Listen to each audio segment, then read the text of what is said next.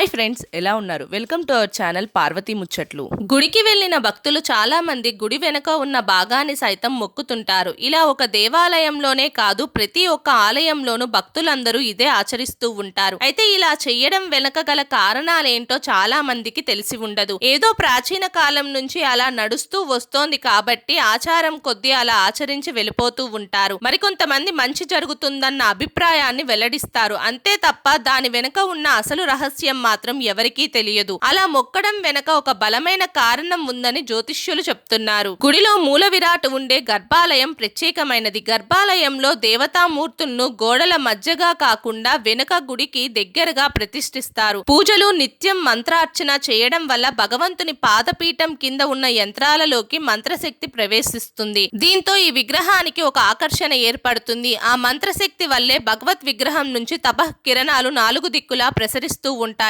ఈ మంత్రశక్తికి అత్యంత సమీపంగా ఉండేది గర్భాలయం వెనక వైపు గోడ. అందుకనే ఆ గోడకు శిల్పాన్ని చెక్కి ఉంచుతారు. భక్తులు అక్కడ ఆగినప్పుడు తపశ్శక్తిని పొందేందుకు వీలుగా ఆ ప్రాంతం ఉంటుంది. మరికొంతమంది గుడి వెనక అస్సలు మొక్కకూడదని, అలా మొక్కితే గనక మనకి ఏదో ఒక చెడు జరుగుతుందని నమ్ముతుంటారు. మా వీడియోస్ కనుక మీకు నచ్చినట్టయితే మా ఛానల్ని లైక్ చేయండి, షేర్ చేయండి, అలాగే సబ్స్క్రైబ్ చేసుకోవడం మాత్రం అస్సలు మర్చిపోకండి. మరిన్ని ఇలాంటి వీడియోస్ కోసం మా ఛానల్ని ఫాలో అవ్వండి.